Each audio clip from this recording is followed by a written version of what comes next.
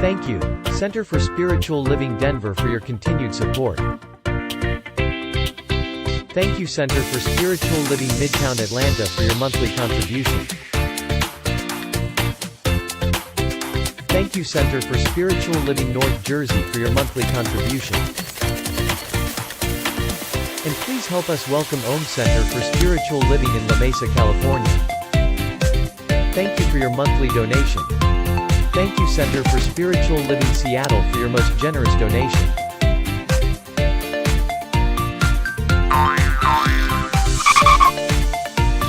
And a special thanks to Hefferland Foundation for your generous technology grant.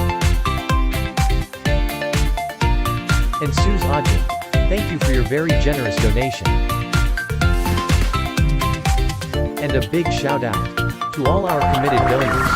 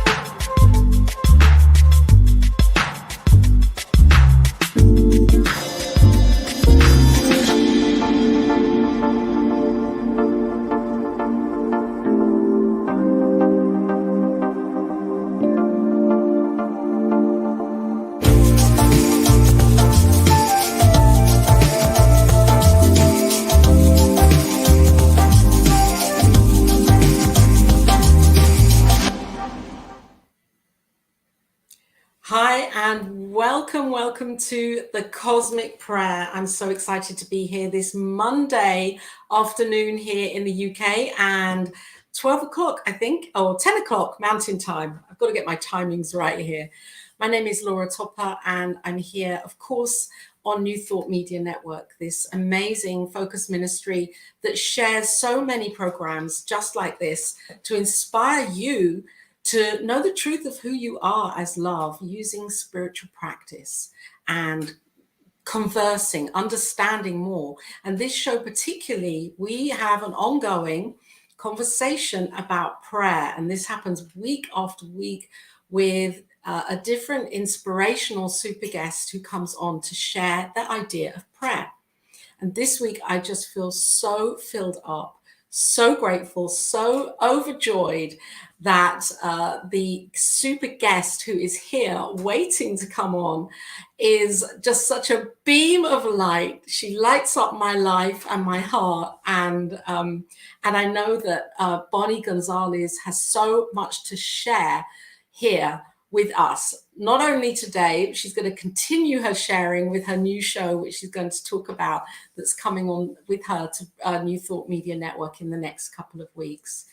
Bonnie is a licensed spiritual practitioner and an expert in helping, assisting, and guiding people through their journey of grieving.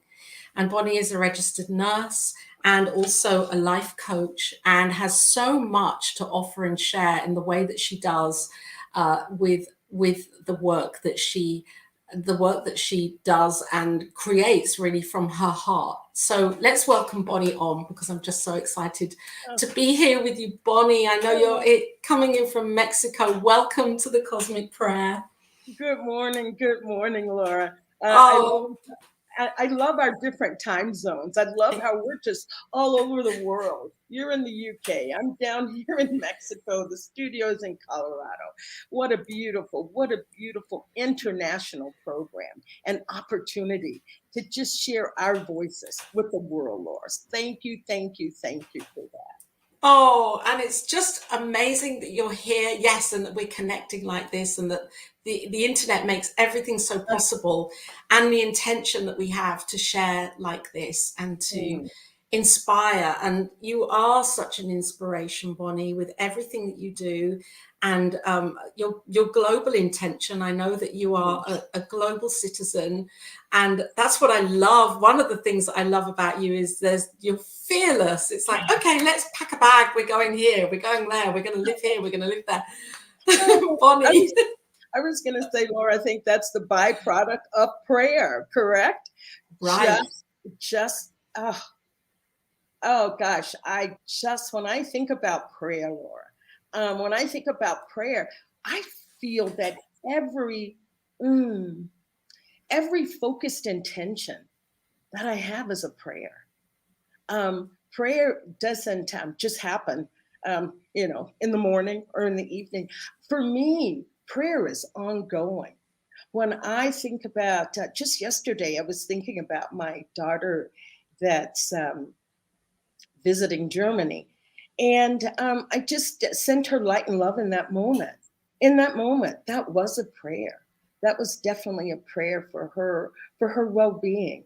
So prayer has no defined space or place that it needs to be. It can be at any time, any moment. Right now, in this moment, there's a prayer just to share information with the listeners, just to share information. That's a prayer. That's a prayer right now. Yes. And that's so important. I believe what you're saying is because we can have this idea, or I before I used spiritual mind treatment, I had this idea that it was a set time, or not necessarily a set time, but I had to be in a rigid routine. And then the more I realized and practiced, I was then freed myself from that. And it's like, yeah, prayer is every word that I'm saying, every intention that I have. And how does that really support you? Because I know you're in, when I know you as a friend, I know you, and I know that you travel a lot. And whenever, you say, I'm picking up and moving, and it feels like that might feel really scary for a lot of people. And for you, it's just like, no, this is just the next piece. Oh, wow, Laura, I think what we were both saying just now is that prayer does not have to fit a template. It does not have to be done in a certain fashion. It's listening to your heart speaking directly to the heart of the divine. I was going to say, for me, Laura, what I have come to realize over the years of my being on this planet is that prayer is directly, for me, tied into my faith. Having faith that whatever I am praying for, that prayer is answered. I bet you I'm not the only one that has had this happen. That you pray about something and then you worry about it. You worry about it like, oh, I sure hope that comes out right. Oh my goodness, I think I better go and do X, Y, and Z to make sure that this prayer is answered.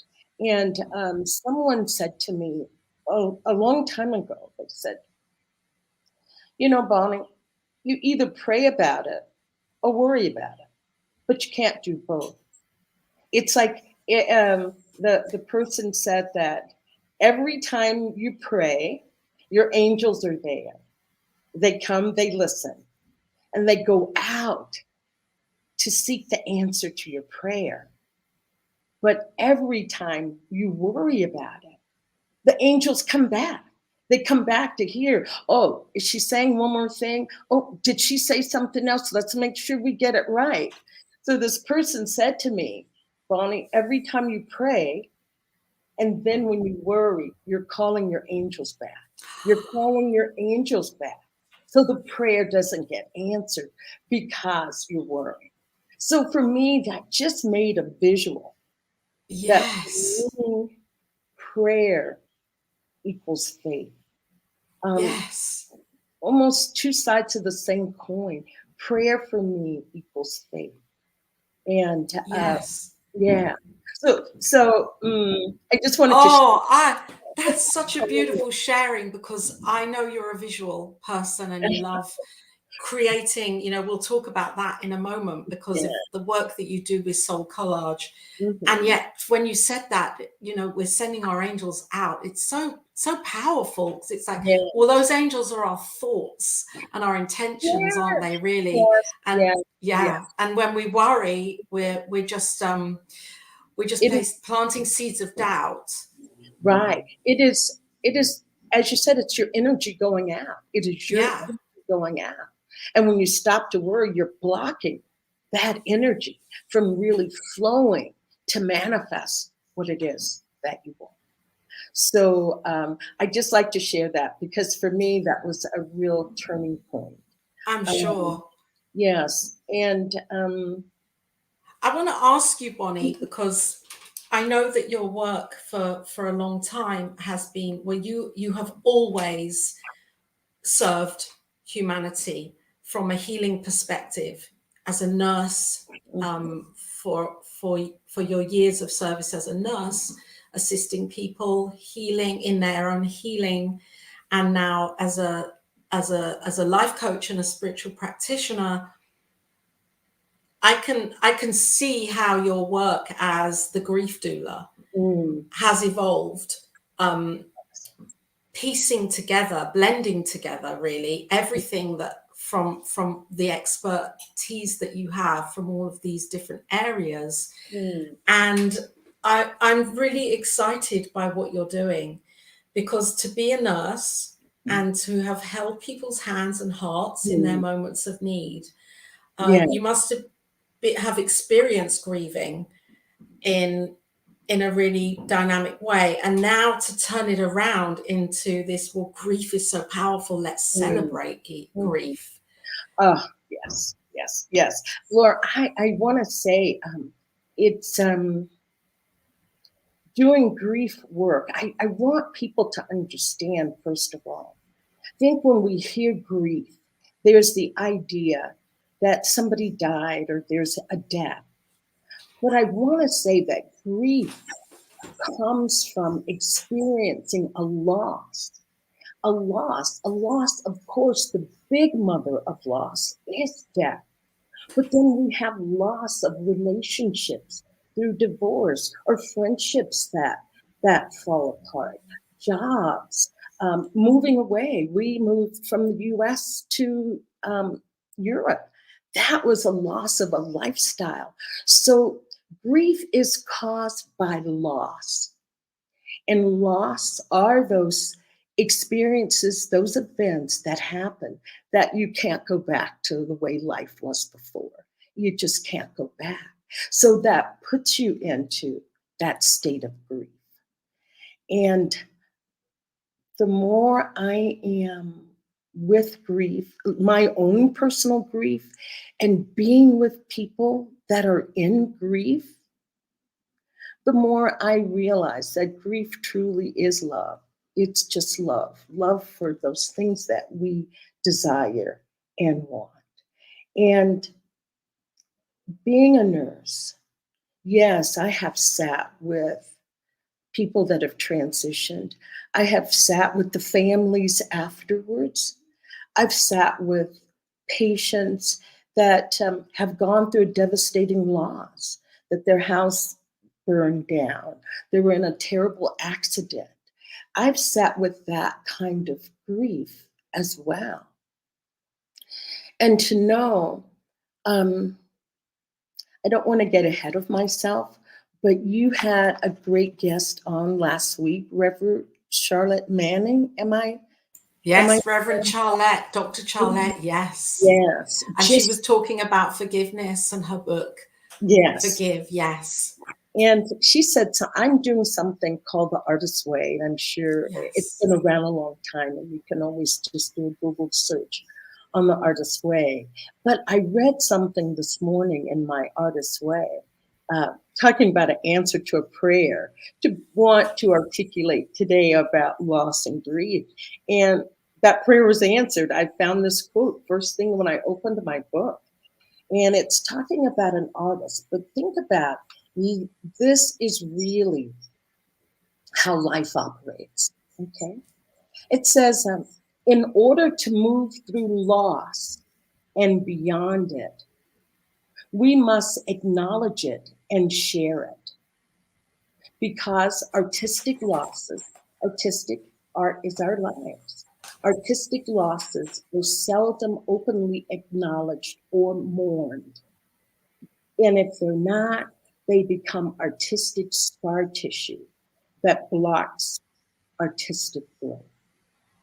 So if we don't acknowledge the grief, have someone to acknowledge with us. I use the word witness. Have someone witness our story around grief. Until we do that, we get blocked. As she talked about the scar tissue, it scars your life when you don't acknowledge that grief and move through it. Wind up getting stuck. Lots of people wonder, well, why can't I just move on? I don't want to deal with this. It's like, but that is one of the road rules. One of the road rules. Right. Wow. Yes. And let's just pull this up now, because Diego has very kindly reminded me that to show. We want to show everybody your show post, because this is who you are, Bonnie. You know, Bonnie the grief doula.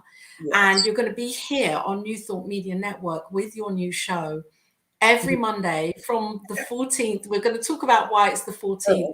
From the 14th of February on New Thought Media Network, Bonnie Gonzalez will be here on Mondays at 1 o'clock talking about bringing grief into the light, embracing and celebrating grief from the perspective of love, rather than from this myth of, you know, grief being something that we have to cover up and almost be ashamed of, or just it's that piece of work. Just keep it until later. I can't be bothered with it now. It's going to interfere.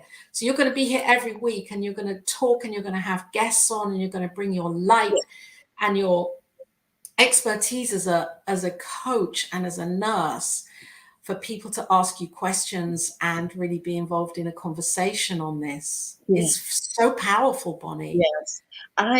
Laura, this is really an answer to a prayer, to be able to talk openly and joyously about grief. My goal is to demystify grief, bring it out of the back room. Let's shine a light on that monster that we haven't been able to look at. Let's shine that light so that we can see, oh my goodness, I didn't know that was a beautiful part of grief. I didn't see that diamond that was there as grief. But before we can get to the diamond, we've just got to move through it. I just want grief to have its rightful place in our lives. It's because so many people grieve every single day. That is a lot of suffering going on. And I feel like if I can just have a glimmer of light on it, alleviate a little suffering, that for me, that is an accomplishment. That is a job well done. So I want people to come. I want people to bring their questions around about grief. I was going to share some personal stories, but I'll let you ask a question. Oh yeah, we want to hear your personal stories, definitely, Bonnie. You know, this is all a part of being on the Cosmic Prayer and finding out and discovering you, and what your intention is. And you know, I just feel so grateful for you, Bonnie, because it's a topic. It's not a topic. It's an aspect of our healing. That so often can be, as you said, we can just brush that to one side and not have that courage. And yet, maybe you could share a time where you felt that for yourself, and then you did the work, and what was it that changed for you, and how was prayer involved in that process? I know that's a big question, but it's just maybe if there's a time that grieving may have felt hard for you, and this is just to inspire anybody that's listening now, Mm-hmm. to let them know that the grieving is the light, Mm-hmm. not necessarily the darkness. It's the light. It's the light and the way. It's the Yeah. light and the way. And that's what I feel by Bonnie Gonzalez, your doula for grief. It's like, let me walk with you. Let me hold the lantern as we navigate this pathway, this area. I feel that grief is really a state of grace. Grief is being in a state of grace. When I think about my own grief, and I'll use my own experience of being in a state of grace, in 2020, I lost a brother and a sister. And it was devastating. It was painful. It's all those things that you can imagine. But I allowed myself to discuss that grief, to discuss those painful places. I had good support, and I think that is just vital, to have good support, to have friends. I said, even get a grief buddy, somebody that you can talk to about grief, or someone that goes out with you when you're in that state of grief and you want to be out, and somebody that can kind of protect you and take care of you. But seeing grief as a state of grace, that I was just allowing myself to be divinely guided by the divine Holy Spirit. At that time, I didn't have the bandwidth, Eva, to think about plotting and planning and going. It was, as I said, a total state of grace, very humbled and trusting in the divine. I wanted to say what I feel has allowed me to be so comfortable with grief. I remember my father was dying, and my father died a long time ago. I think almost 40 years ago. It seems like he's been gone longer than he was with me. But anyway, I remember being a young woman at the time and not having had any experience around death. And I just thought, I just had this need to let my father know that I was going to miss him when he was gone. And I was pregnant at the time, so that broke my heart to think that he would not see this, precious baby, because he just loved having babies in the family. But I was able to tell him, Daddy, I'm going to miss you so much when you're gone. And he turned to me and he says, Bonnie, I don't want you to take my passing so hard. I don't want you to be that upset about my dying. He says, because I've been to the other side. I've seen the other side, and it is beautiful. And Bonnie, we're all going to be together again. We're all going to be together again. That conversation with my father was a gift to my entire life. It was a gift. And from that moment, maybe not in that particular moment, but looking back on how this whole desire to help people grieve came about. And it came about from that because my father laid the groundwork for me. He's the one that held the light for me to see my path of grief illuminated. It was him. And so from that, even now when I think about it, it's hard to be like yes, it's sad that he's gone. Yeah.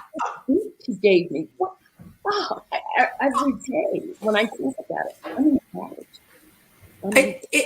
I'm just welling up as you're Yeah, sharing this, and I want to thank you, Bonnie, for sharing this yeah, personal story. I mean, it has touched my heart because right. it's your healing as well with your father transitioning and him kind of giving you permission here and you listening to that and then saying, this is how I'm going to serve and help people. Yes, he gave me the pep talk.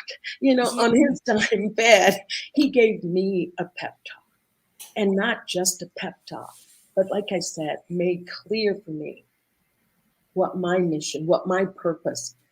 Laura's class up talking about being on purpose and a mission.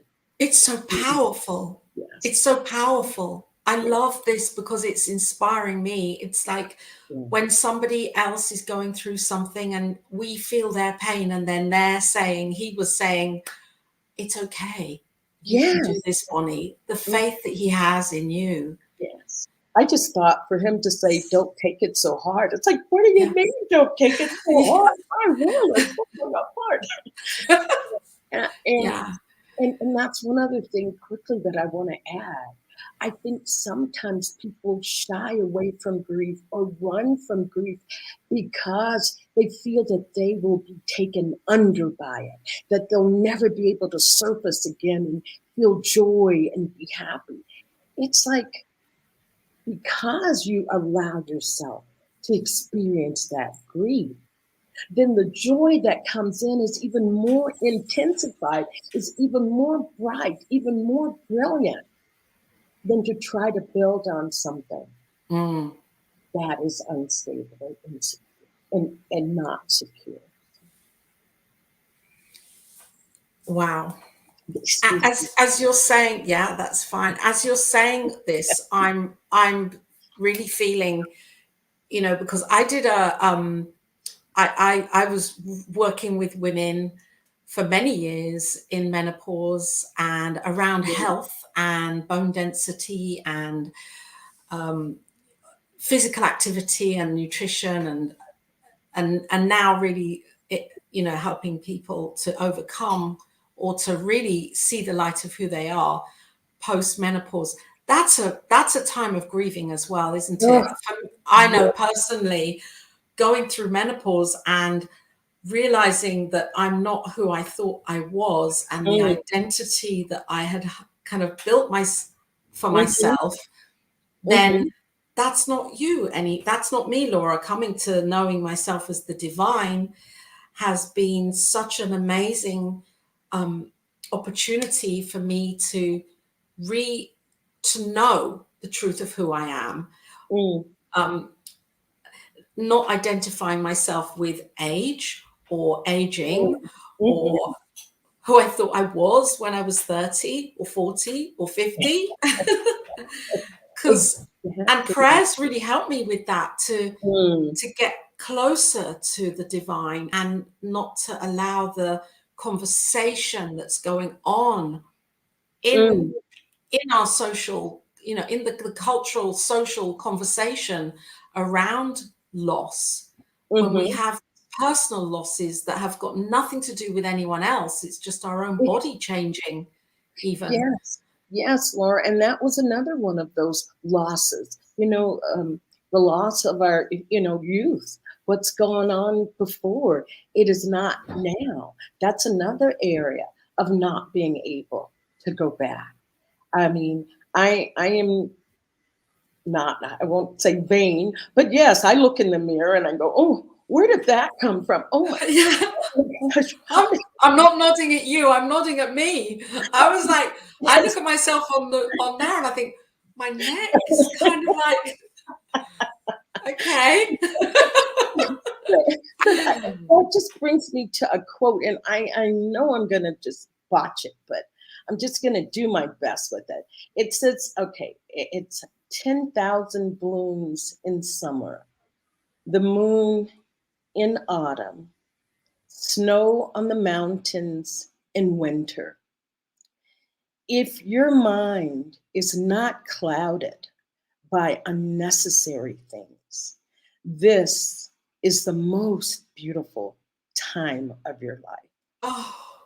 And that is an answer to my prayer, that when I pray about being able to, and I really do pray about this, being able to accept the changes that I see coming over my body, being able to accept how, ooh, my eyes aren't as bright as they used to be. But just when I pray, that things like that come in, to say that this is the most beautiful time of your life. And I don't know where, I can only speak from the I. I don't know where I would be with this process called aging if I didn't have that kind of ongoing praying to be in acceptance of this part of my life. Because as much as I see the physical changes that happen, the wisdom that I've acquired, I wouldn't change that for anything. Absolutely. Oh my gosh. I wouldn't trade it if they said you could be 21 tomorrow. It's like, No. oh, don't make me go there. No. I don't want to be 21. That's painful. Yes. I'm quite happy. Yeah. Yeah. And I think it can be more difficult now on this topic, because now we have there is, they talk about in social media and imagery for young girls, and how that can really cause so much anxiety and stress and depression, even suicidal tendencies, because of the pressure, the peer pressure for teens to look a certain way. And I don't think that stops. I think that goes into postmenopause as well, because there's so much pressure really from social media to have the Botox or the work or and all of that, which is basically saying we're not good enough. We're not good enough. We have to look a certain way to accept ourselves. That I'm just kind of laughing. It's very painful. I'm just laughing because I worked in a surgery center at one time, and we did a lot of cosmetic surgeries. And gosh, I was quite young, but anyway, I remember the plastic surgeon saying, Bonnie, if you want to, get some work done, you need to start getting it done now. You don't want to wait. You don't want to wait. It's like, you got to be kidding me. You get it done. I mean, how much work I don't even does one need? Do I just show up and, so start drilling or whatever? But anyway, yes. It's quite. Yeah. I digress. And not that I am judging that, because I think that has its place, and if that's what it's the intention, and it's the foundation of our why we would want it done. That's the thing. If we come from a place of needing it done because we feel that to have it done would be accepted and would be better and would be more beautiful and would be, then I think it's flawed. Yeah, and I do know that there are, there are situations where people need the work done for health reasons, for having access, psychological reasons, all sorts of, yes. And I was going to say, if that cosmetic work could make you shift you into realizing your own greatness, to allow that, claim it. Yeah, do it then, do it. Yeah. If that is going to free you to move forward in life. Absolutely. If that's going to free you from suffering, do it. Yes. Yes. And also spiritual practice. I believe spiritual practice is like, if they could, it's an anti-ager. It is an anti-ager, isn't it? Spiritual practice. Spiritual practice, doesn't it? It's a rejuvenator. Yes. You can feel, I love Wayne. Be good to yourself. Wayne, thank you, Wayne. I know you've been popping in here. We've been chatting away, and you've been flashing up. Thank you, Diego, for bringing Wayne. I'm sorry. I'm such a chatty Cathy, Wayne. You're picking it up. And I hope, Wayne, our words are encouraging you today. I hope it's bringing you some encouragement and that you're feeling a connection and feeling loved. So thank you for being with us. Thank you. Oh, that's beautiful. Yeah. So I want to ask you, so as a spiritual practitioner and a life coach, and you help you assist people in a really unique and powerful way with the work of soul collage, which is I love, because I mean it kind of I know it ties in with the artist's way because it's very artistic and very visual, and that must be an incredible tool to assist people through not only grieving and loss, but also to get a picture of their lives. Well, I was just going to say on the show, when you tune into the show, you're doing it for grief every Monday from the 14th. You're doing it for grief. Day, come join and bring your heart. Bring your heart. Yeah. I do really want to get into exploring some of the gifts of grief. I want to get into exploring the gifts of grief. And I want to explore also ways to take care of yourself when you're in grief. It's a physical component when you grieve. Grief affects your brain, it affects your physical health. So I want to get into some of those areas on the show. And one of the areas, thank you, Laura, for even mentioning soul collage. One of the areas for healing grief is through art. And what makes soul collage so special and so effective in dealing with grief is that images have a way of unearthing what's going on inside. We can look at an image and you get to see an image of a bird and think, oh, it's a bird. But when given the opportunity to dialogue with that image, is when you come to the meaning of it. It's like, oh yeah, the bird. I am the one who flies free. I am the one who's able to drop their burdens and go off to beauty. So images have that way of speaking to us. So that I say it's easier than psychotherapy to make a beautiful soul collage card. It's a lot less painful than psychotherapy. And sometimes it does bring up other emotions that you thought you saw the bird. And it's like, oh, that bird reminds me of my, mother who always ran away and was never there when I needed her. So those kinds of things, soul collage just, oh my goodness, can just unearth a lot for you. One of the psychotherapists that developed the technique of soul collage used it in her psychotherapy practice. And she found that by sitting with a client, even a short 30-minute session, they would make a soul collage card. She says they could unearth more information in that 30 minutes than during their couple years of psychotherapy. So art is very effective. It comes from another whole, the left side of the brain. It just really taps into that. So soul collage is just really near and dear. And I've had workshops with soul collage entitled Healing Grief Through Soul Collage. Healing Grief. Oh, Bonnie. So it's a very effective tool. I'm really looking forward to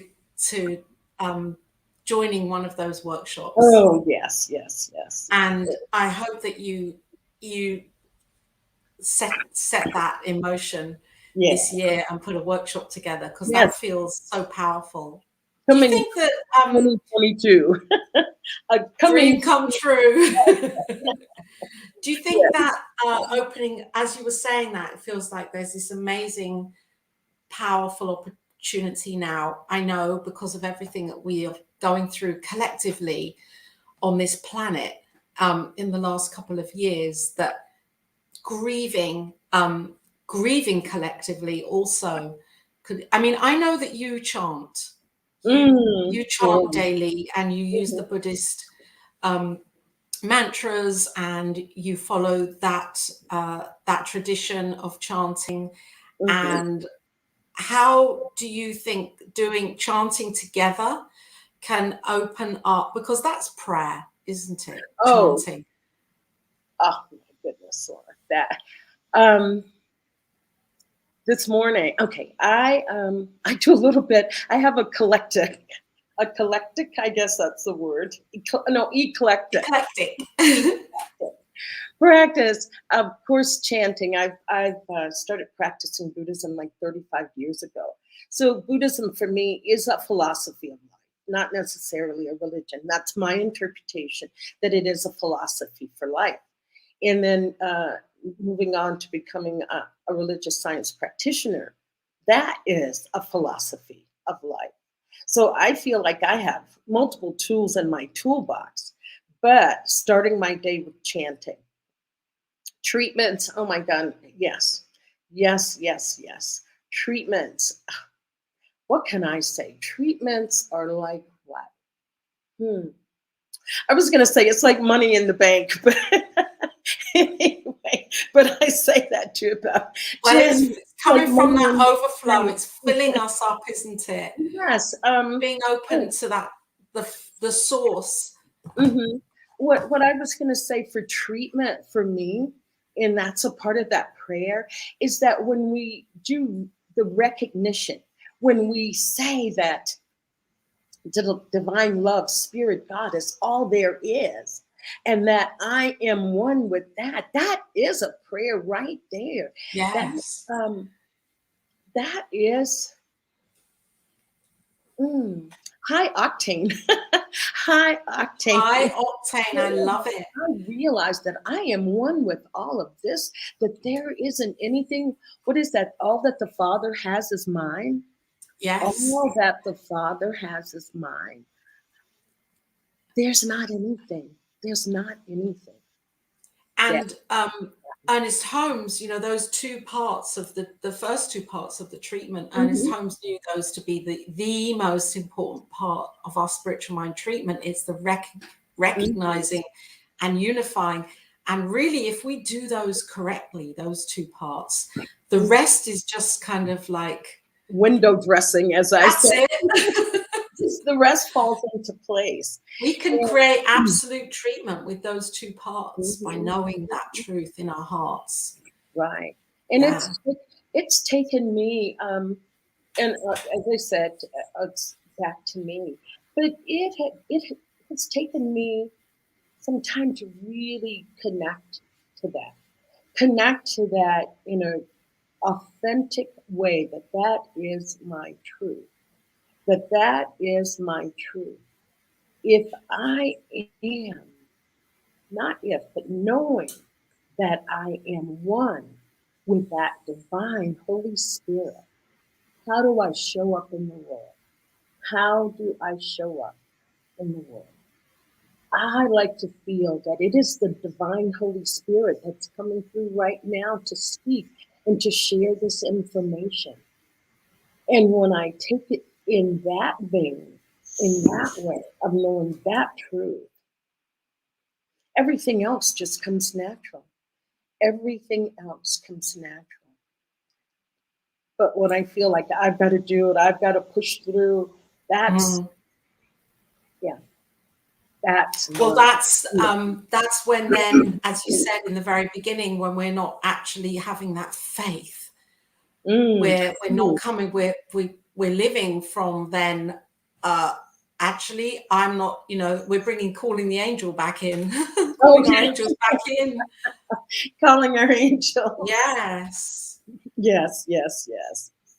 So how do you see, Bonnie, for anyone that's watching now or will watch in the future, what would be your, what would you like in your heart to impart to them if they are feeling stuck because of something they're going through, a loss in their life, and they maybe not even willing or wanting to face it or to even have a conversation with themselves about it? Laura, what I would like to say like to say to anyone that is in that state of grief, or feeling like you can't get out of that state of grief, feeling like I don't want to be here. What I was going to say is just start by being gentle with yourself. Gentle with yourself. Just acknowledge where you are. Be gentle with yourself. Don't forget to love yourself. And reach out for help. Reach out. There's so many options. There's group therapies, there's psychotherapies, there's what I do, which is called grief coaching, to get you moving forward, taking another step forward. That's what I would like to say, to reach out for help. And if it's a friend, just don't do this alone. Just don't do this alone. In our times in the past, I'll just use death as an example, that people would have a wreath on their door. In our church, you would wear a certain flower to let people know that you were in grief. And we've taken all of those, what I call rituals that we use to honor grief with, we've taken those all away. Right. We don't have that anymore. So what is there left to do but just to be stuck in that, because we're no longer being allowed to announce to the world that we're right. here. And that's what I want to encourage, that it is okay to announce to the world. And when I say reach out, do reach out. Do reach out. Be it friends. And do know that not everybody can hear that, can hear your story. So don't be turned off. I tried, but nobody would listen. It's like, keep going until you find a person that listens. Yes. So that's what I would say. Yes, that's so beautiful what you're saying. And I love shine like a star in my own special way, and add a beautiful light to this world. Thank you, Wayne. You are. And Bonnie too. Today. And I love what you've just said. That really resonated with me, about how that would have been a way of people showing that the loss they're going through, by having a symbolism, a symbol or a sign or a ritual, or a ceremony. And over time, those have disappeared from our culture, from our social, in the way we interact with each other. And there's a lot of guesswork that has to go on, because we can't read someone else's mind. We can't know what's in someone else's consciousness. So now we're being really asked to be open and authentic. Right. And that is scary. That can be scary. It can be. And there's no shame in admitting, I'm terrified, I'm scared, I'm afraid I'll never get out of this, state of grief, or this intense sadness will never leave me.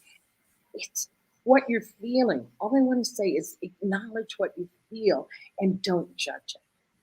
Don't judge it. Be with it. Just be with it. And I think during this time of the pandemic, with so many different losses of, lives and lifestyles and changes, we're all in a state of grief. So what better time to start talking about this than right now, so that when we're on the other side of this, we will be such a freer society, a more loving society, less judgment in our society. Oh, and as you're saying this, what I'm realizing is that we are being, we're so being invited to live a new way, and to be open, and to express, and bringing grief onto the table, like as you are, out into the open, is you're really changing something here for humanity, Bonnie, because you're allowing us to have these open conversations and come out of hiding with it. And I want to thank you for that, because it's very bold of you, and it's very transformative. It's very transformative for us to be witnessing what you're doing and to have this opportunity with more and more people like you doing this. We're going to heal in a way. Yes. Yeah. Yes. In a beautiful way. Healing. We are healing. Yeah. We are doing it. Yes. That's my mantra. Taking away, I'm trying, I'm going. It's like we are doing it. We are doing it. We are so doing how can people reach out to you, to work with you, to find you? You can find me at bonniegonzalez.com, or you can email. You can email bonniegonzalez14@gmail, and the website will be ready in maybe 2 weeks, and it's going to be yourdoulaforgrief.com. Your Doula for Grief, because you will be here on the 14th, on Monday the 14th, with your show on Valentine's Day. What a perfect day to begin. It's beautiful. Just bringing love to the world with your work and your intention is so powerful. There we are. Thank you, Diego, BonnieGonzalez.com. And isn't it just wonderful that we can be here together, that we can be here together through this wonderful technology, connecting more and more people together. Yes. Talking about a world that works for everyone. New Thought Media is part of making that happen. Oh. Building a world that works for everyone. Yes. And being connected, just being connected. We are social creatures. We are social creatures. So let's stop the pretending of so much independence. Yes, and isolation. And meet heart to heart with this technology, over the network, and together and connect in this way. It's so powerful. Mm-hmm. Thank you so much, Bonnie, for being here. We're not finished. Incredible. We're just getting started, Laura. I think went wrong. Clocks, something happened. Spiritual mind treatment. Here we are. It's our time for spiritual mind treatment. Thank you, Diego. So I would like to invite you, Bonnie, to share a prayer here before we come off of this cosmic prayer today. Before we do this, I just want to thank you for being here, for being so present, so available, so open, so willing to share. It's just a blessing, and I'm really excited for your first broadcast here on the network to just be there and be bask in the light of what it is you're going to be sharing. And I just want to thank you for the opportunity. I want to thank New Thought Media for offering the platform to share your doula for grief. Your doula for grief. It's fantastic. Am I praying, or we're praying? I'm going to begin this prayer here. You want to start? Okay. So I'm just going to center us in, and let's take this breath together. This one breath that I know is breathing as everything. And this is God. This is God. The idea of God that is this experience of life right now.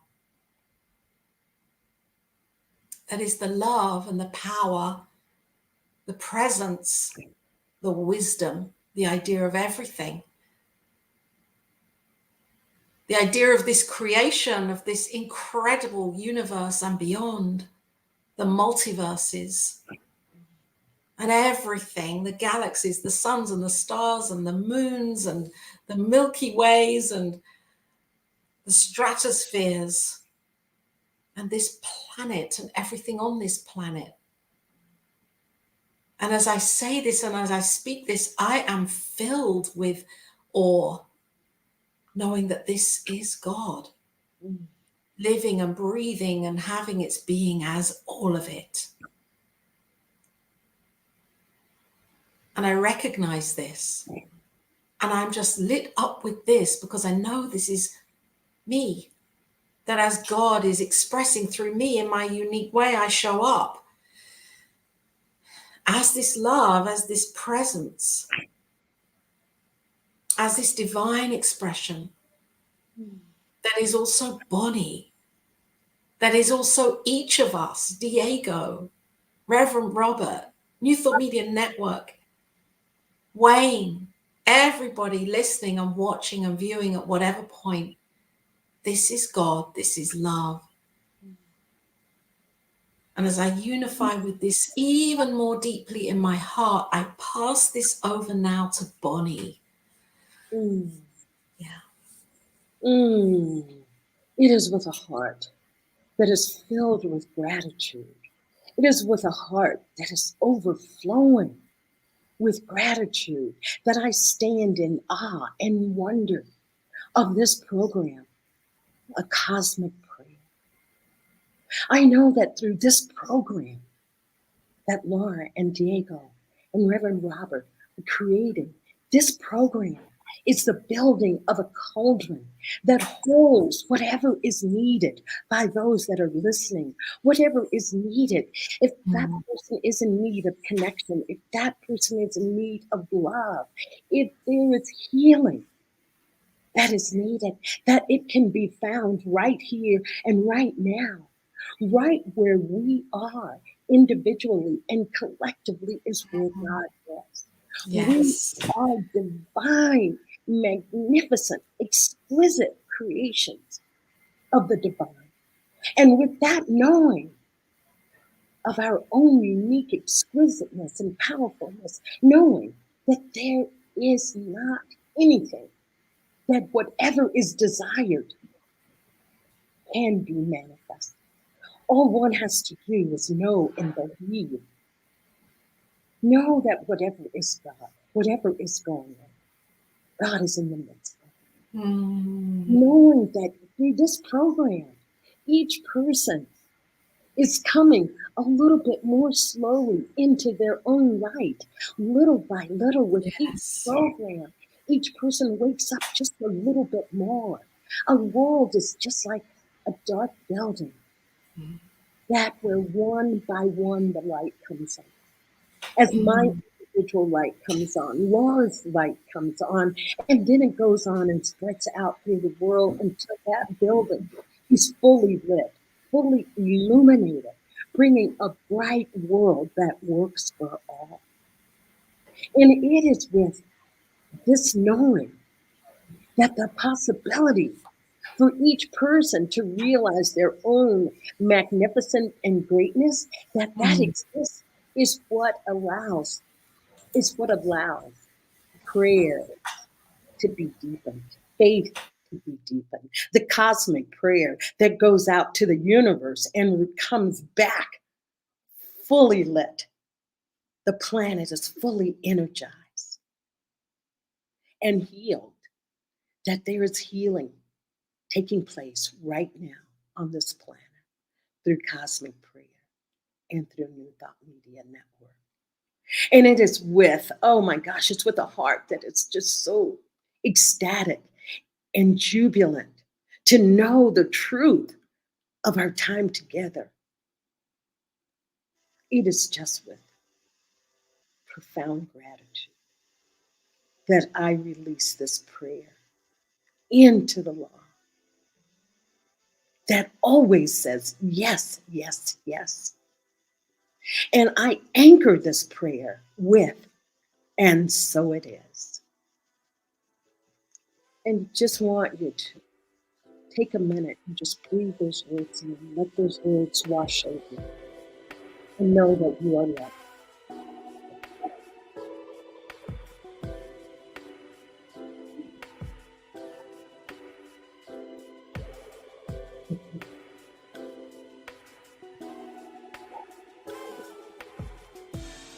Thank you for listening to Cosmic Prayer, your weekly shift with Laura Topper on the New Thought Media Network.